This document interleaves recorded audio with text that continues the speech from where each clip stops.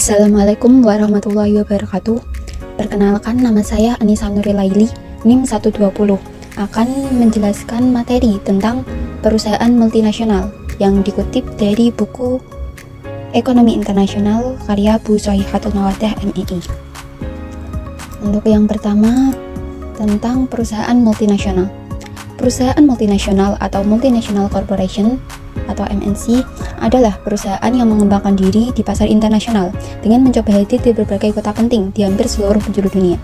Menurut Kamus Ekonomi, perusahaan multinasional adalah sebuah perusahaan yang wilayah operasionalnya meliputi sejumlah negara dan memiliki fasilitas produksi dan servis di luar negaranya sendiri. Selanjutnya, jenis dari perusahaan multinasional. Jenis dari perusahaan multinasional itu ada 4. Yang pertama, perusahaan multinasional yang terdesentralisasi di negara aslinya, yaitu perusahaan yang punya struktur organisasinya sendiri. Yang kedua, perusahaan global atau global terpusat, yaitu perusahaan yang kantor dan manajemennya terpusat.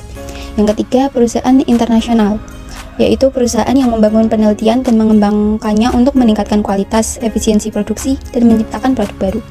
Yang keempat, perusahaan transnasional, yaitu jenis perusahaan multinasional yang menggabungkan metode ketiga dari perusahaan di atas.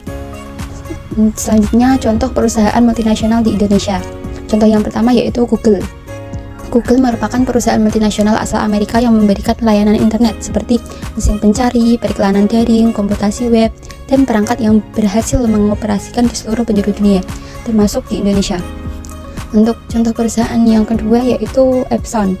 Epson ini merupakan perusahaan multinasional dari Jepang yang ada di Indonesia.